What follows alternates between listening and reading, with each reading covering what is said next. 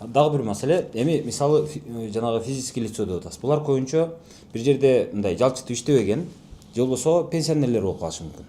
Анан ошол пенсионердин мисалы айталык мындай да, пенсионердин мисалы ошол жана счету бар, пенсия ала турган. Анан ал сиздерде ага карата доступ болуп атат. Анан пенсионер эми кабары жок. А бирок анын мисалы 8.000 пенсиян болсо эртең ушунчасына ун алат элем, мынчасына светтин акчасын төлөйт элем, мынчасыга дары алат элем деп отурган акчасын сиздер шып этип шыпырып койсоңуздар, анда кандай болуп калат? Шып этиппи. Мындай да кайра артка кетели. Эгерде бул мыйзам иштебесе, пенсионерди деле бар өнүктүрмөк да. Сот аткарчу эмне кылмак эле? Ал пенсионерге карабайт. Пенсионердин үйүн мүлкүн салып, эми пенсионер аэропортко учпашы мүмкүн, бирок үй мүлкүн баары арестке алып калат. Эгерде пенсионер жүрө берсе, ал кийин мүлкү балдарына өтпөй калат, арест турат, карыз үчүн. Пейне жүрө берет.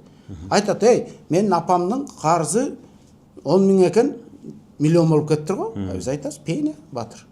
Ошондуктан азыркы жол менен алып койгон бул пенсионер үчүн дагы жеңилдик болду. Алып койдуң болду. Бирок бир нова, бир адилеттүүлүк. Бул адилеттүүлүк деген бул жер каймактагандан бери адамдар законду ойлоп таба элекке чейин эле экөөбүздүн ата бабалар тиги керек болсо ушул жазуу жок, мыйзам жок кезде кантип жашап тукумулап мамлекеттер көчүп сакталып келген жанагындай адилеттүүлүк менен. Адилеттүү бололу, адилеттүү чечимдер болсун, калыс бололу деп. Мыйзам деле ошонун тегерегинде жазылат. Ансагандай адилеттүүлүктүн принцибине салып караганда, ошол пенсионерлерге деп азыр кичинекей толуктоо киргизип атабыз. Аны дагы жакында эле ошол совещаниядан талкуулап чечим кабыл алып, мен буйрук бердим. Пенсионерлерге 2000 сом прожиточный жана минимум бар да, ошого тийбегиле деген. То есть пенсионердин счетунда 2000 болсо, аны ала албайбыз. Карызы болсо да тим койгула, ал дарысы бар, андыйсы бар. Анан пенсионерлердин 2000 сомуна тийбегиле. Андан ашканын баягы карыз үчүн ала бергиле. Мисалы үчүн 2500 болуп калды, 500 алып койгула. 2000ди до конца шыпырбагыла. Анткени бул адилеттүү деген принцип болсун. Байкуш пенсионер ачка калтырбоо деген. Таптакыр эле кудай ал может ал карточкада больницага барышы мүмкүн, бирдеке төлөйүн десе жок болсо ал эмне болот? Эми мындай турмушта почти кесилешпейт. Сен баягы теоретический нерсени айт, мындай болсо, мындай болсо, мындай. Во-первых, пенсионерлерибиздин да баары карыз жок, тыпыр. Алар бизге караганда советский тарбияны көргөн, карызым бар экен, төлөп коет. Ал бул биздин замандаштарда сааттын баары. Ал жа болушу мүмкүн. А сен баягы тиягы биягы деп айтып атпайсың. Бирок анысын дагы мало ли что. Айыл жеринде болбойт бул. Шаарда жанагы орус апалар бар, башка улутунда. Ошолор жалгыз калып пенсия болбосо, ошо тийбегиле деп койдук. Тийбегиле.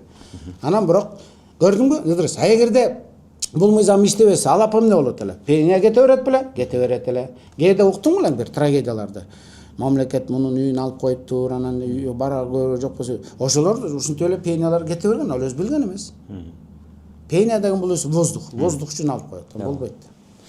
Бул анан бир жагы болуп атат, ошо сиздер аларын алып коюп атасыздар. Бирок банктар өздөрү түшүндүрө албай атат. Мисалы, жанагы банктар жаман көптү, биздин акчабызды бизге айтпай эле алып коюп атат дегенге окшогон да сөздөр болуп атат. Ушул жагын кантип түшүндүрсө болот сиздин оюңузча? Мен мындайда, мен парламенттик школадан өткөн киши катары айтайын да. Парламент эмне үчүн бул чоң школа? Анткени парламентте сен эл менен иштейсиң. Эл менен иштеп жүрүп, элдин терисин мындай. Бизге өкмөткө караганда парламент эмне үчүн билет? Анткени биз ошол жерде эле отурабыз. Алар эл кыдырып жүрүп, элдин көйгөйүн билет, анан эл аларга түз талап коет. Мен сени шайлабадым белем деп. Ошондуктан мен ошо парламенттик школада жүрүп бир нерсени үйрөнгөм да. Бизде көбү элге жетүүлүктү түшүндүрө албайт.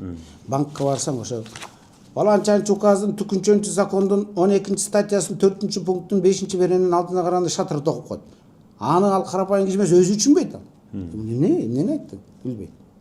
Ошондуктан элге жеткиликтүү кылып барып айтыш керек. Андай эмес, То есть бул банктын өзүнүн проблемасы. Жана бир сөз бар, билесиңби? Элден айланса болот деп. Элге түшүндүрсөң, эл бүт сону түшүнөт. Эми сен мына элге жакын сенсиң мына.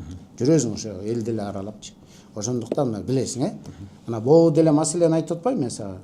Мен көзүм жетет, эл түшүнөт. Айтат туура. Сот аткаруучу эгерде бул мыйзам кирбегенде чын эле да 1000 сом үчүн сен 2200 төлөп атасың. Учалбай мүлкүңдүн баары арестке кылып, алардын баарын кайра снимать этем деп мамайдын көрүнө түшкөн боласың. депрессия, стресс болуп мамлекетти сөгүп атасың. Мени кыйнадыңар деп. Биз жөнөкөйлөштүрүп атабыз. Анан эч кимдин, жана айтып атпайбы, атып анан элдикин алып, эч кимдин ашыкча ырыскысын жеген жок мамлекет. Карызын гана, карызбы төлө болду. Жана айтып атат го. Жанагы акыркы сапарга Тажияда карыз болсо мен төлөйүн, карыз болсо менден алла деп алдыр. Анан карыз деген бул төлөш керек. Бир жагынан сиз акыреттен дагы төлөтөт. Бир жагынан сиз туура айтып атасыз. Себеби мен мындай болду да.